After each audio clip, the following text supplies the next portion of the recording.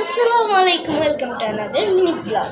তো আজকে আমাদের ঘরে চোর ঢুকেছে। দেখো দেখো কত মানুষ আর মানুষ, তো দেখতেই পাচ্ছ কত মানুষ। আর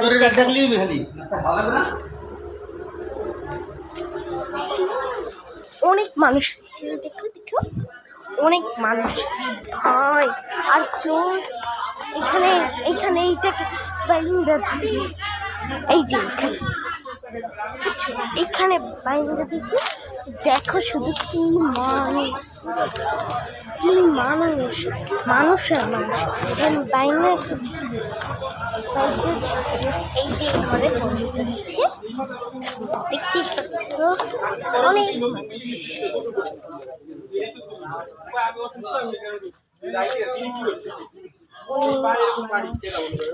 অনেক মানুষ। তো আজকে দেখবে, তোমরা যদি চোরের মুখ দেখতে চাও তাহলে সবাই লাইক সাবস্ক্রাইব করো। তো আমি তোমাদের চোরের মুখ দেখাবো এখন।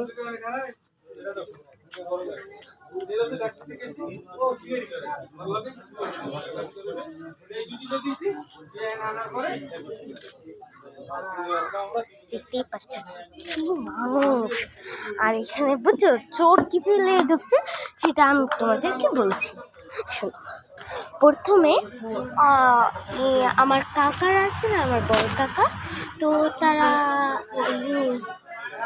তাদের ঘরে 3 জন চোর ঢুকেছে। তো ঢুকে আমার কাকি আর আমার কাকার মোবাইল নিয়ে গেছে।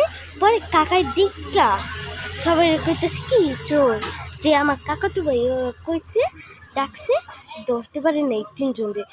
তারপরে আরেকজন 3 জনই, একজন আমাদের এই গ্রামের, আরও গোপালপুর, বগুড়া সেখানে চোর।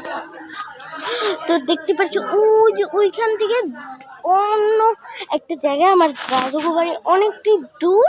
তো ওইখান দিয়ে চক পার হয়ে দাদুগো বাড়ির থেকে আইসে, ও আবার এই রাস্তা চেনে না। তো এখান দিয়ে ভাবছে কি মেন রোড দিয়ে যাইবে।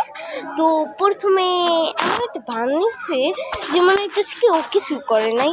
তো আমি আরও আমার কাকারা আছে, তো সে বলে কি আমার সাদিয়া আপু বলে যে এই যে চোর, ওর পায়ে অনেক কেদা ছিল, তাই ভাবে কি ওই চোর।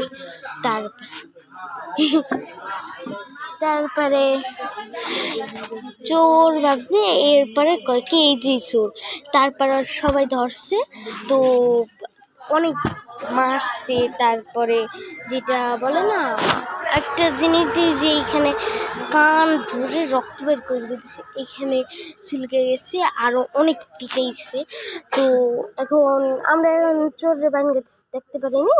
তো